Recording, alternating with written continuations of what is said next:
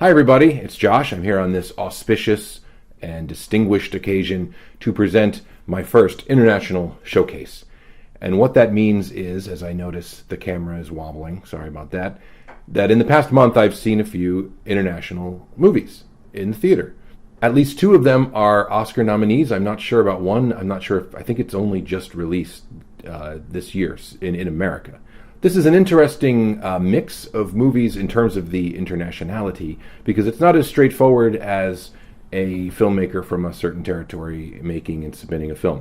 We have a strange mixture of countries of origin and directors. So we have movies from Poland, Germany, and Japan, but they are directed by two German men and a Englishman. So we've got Zone of Interest, which was directed by Jonathan Glazer.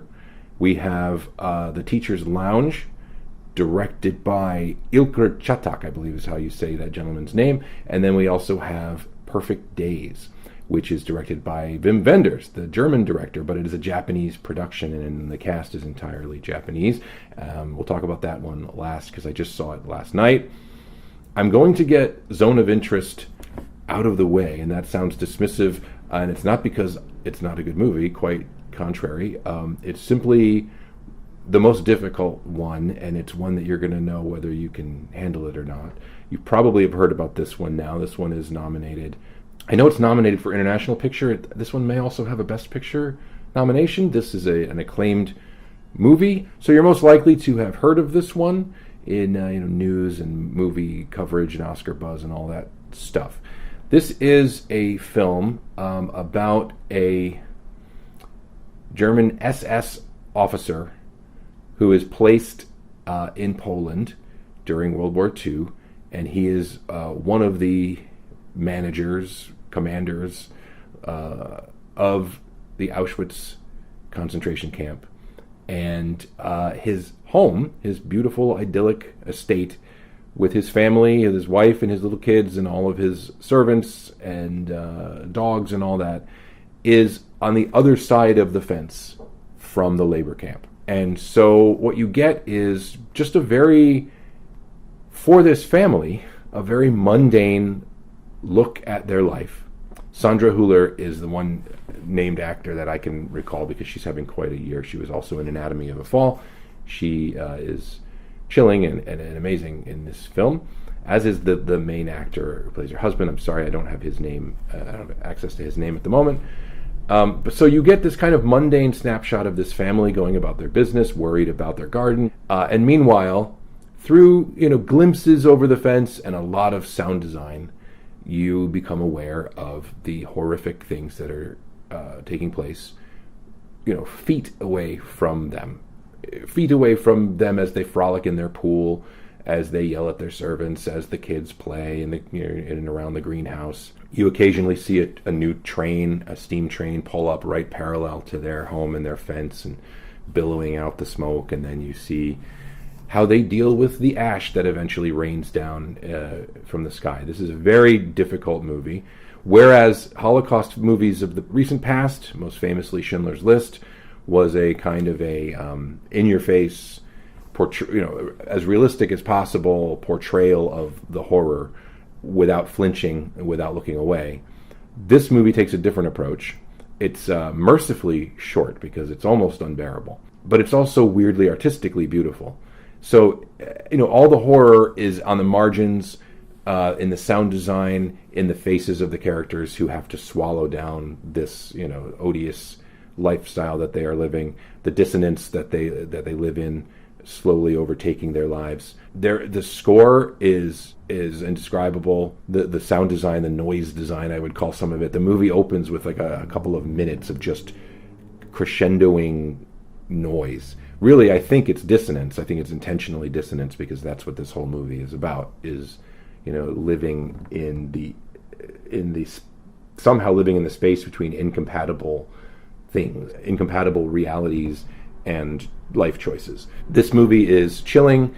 You'll know if you can handle it or not. It's rough. I don't think there's any on-screen violence or murder or anything like that. So it's curious in that sense, but there is plenty of death and plenty of horror. That's, as I say, on the margins. I'm not going to say how it ends. I mean, you know how World War II ends. It doesn't quite get to that point. It's really just a snapshot. But how the film ends and what it suddenly cuts to at the end, some people are baffled and maybe critical of it. I was really shocked and moved. It helps that I've been. I mean, you shouldn't have to be somewhere to understand an event of this magnitude, but I had the good fortune, I don't know if I call it good fortune, of being at Auschwitz.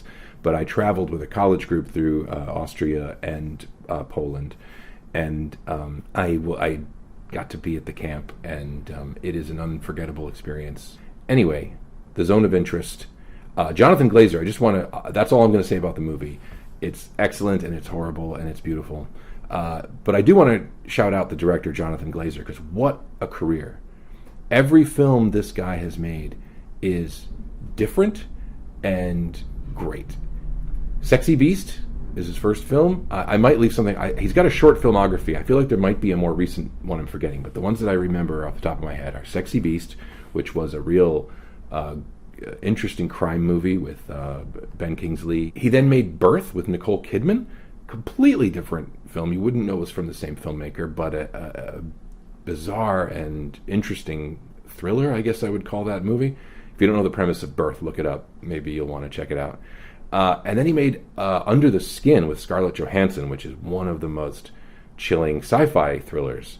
You didn't see sci-fi coming from this guy. That movie has an amazing score. It's also horrible and beautiful in its own way. But now he's made Zone of Interest, and what a career. What an interesting filmography from this gentleman. Moving on, the second international film that I saw is called The Teacher's Lounge, and this is Germany's submission, and I believe it is an Oscar nominee for Best International Picture. This one is, as I say, directed by Ilker Çatak. I had to look up how to pronounce that, and it stars Leonie Benesch as a teacher in a middle school, like a normal, the equivalent of what we would call a public school in Germany. And she teaches maths, and she is a stickler for the rules. She's a little bit wound up tight, but she seems to be a good teacher and well-liked by her students at the start of the film. Essentially, I described this movie to my buddy Dan, with whom I used to have the movie podcast. I said, this movie is nonstop awkward confrontations and nightmare scenarios, which in Dan speak means that he'd love it. It's essentially a look at, like, how everything could go wrong, how to spiral out of control in the modern world in a public school. So there have been thefts in the school. A kind of miscalibrated investigation takes place in which a student is falsely accused, happens to be a Muslim student. Then the teacher, played by Leonie Benesch, the main character, she begins to suspect maybe it wasn't a student at all. Maybe it was someone in the teacher's lounge. She sets up her laptop to make a secret recording, and what she captures creates this never-ending domino effect of bad things happening. It is excellently made. It is not a comedy. It's not over the top. It's very realistic and measured, but it also ramps up tension and conflict and anxiety, and I enjoyed it very much. You'll know if that sounds like something you would enjoy watching. One thing of note is that there are a lot of really excellent child performances. She has an entire class of kids, and over the course of the movie you get to know most of them and their names and their personalities, a couple of them in particular, and really, really good, believable performances from children, which I'm always appreciative of in movies. So that's The Teacher's Lounge. I won't say much more about that. These movies have all been re-released in theaters, because of the Oscars, I think, but they usually only have like a week run or so. So I was able to catch all these movies, perhaps, during the window when they're available, but I'm sure they'll be streaming already soon if they're not now already. So the last film I want to talk about is a film I saw last night. It is called Perfect Days. It is directed by Wim Wenders, but it is a Japanese production, and it stars Koji Yakusho, I believe is his name, great Japanese actor. It is the story of an older gentleman who cleans the toilets in Tokyo. And it's just about his daily routine and some little tiny glimpses into his context and his past, but not very much. And his adventures, which include taking pictures of trees and listening to cassette tapes. This is just one of those slice of life movies. Now, cleaning toilets might sound like it's not very glamorous, and it's not, but I think it's a little different in Tokyo because public bathrooms here in America just tend to be horror shows.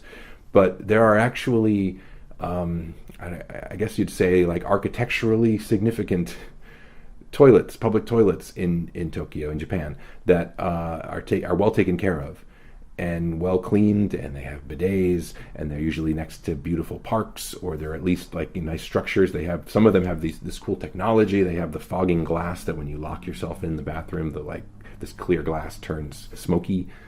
Anyway, so it's not a high status job, but it's not it's not. I don't think it's exactly the same as you would think if there was an American movie about someone who cleaned toilets. We do get a notion that he comes from more. He comes from money. In fact, we don't know what happened to put him where he is. We meet a couple of his family members, but this is not a movie of high melodrama, and there's deep emotion, but it's all very subtle. It's very nice. I don't want to say much more about it. It has a great soundtrack. He listens to a lot of American jazz singers and pop, older pop music, Van Morrison and things like that. An excellent movie. Not that it matters. I'm not a star ratings person, but on Letterboxd, I am on Letterboxd, by the way, as myself, Josh Way, and you can maybe get a glimpse there of what I've watched. And I do give star ratings just to participate. I don't really write reviews. I used to write short reviews. Anyway, I rated all three of these movies 4 stars. I rarely give 5, but it's subjective and arbitrary. These are all great movies. I don't have any real, I have nitpicky criticisms of any movie that I see, but these are all excellent. If any of these sound good to you, I think my strongest recommendation for anybody to see would be Perfect Days. This is a movie that's not gonna, there's nightmarish anxiety in the Teacher's Lounge, and then there is nightmarish subject matter in Zone of Interest. Perfect Days, if you're not, my wife is not an anxiety movie. She doesn't like movies where people suffer or where things don't go well. So Perfect Days is a nice movie. It's about things. It's not just sunny for sunny's sake. It faces a lot of realities, some of them difficult, but it's great. Thanks for watching my international showcase. I will be back again with more stuff, and I will talk to you soon. Josh out.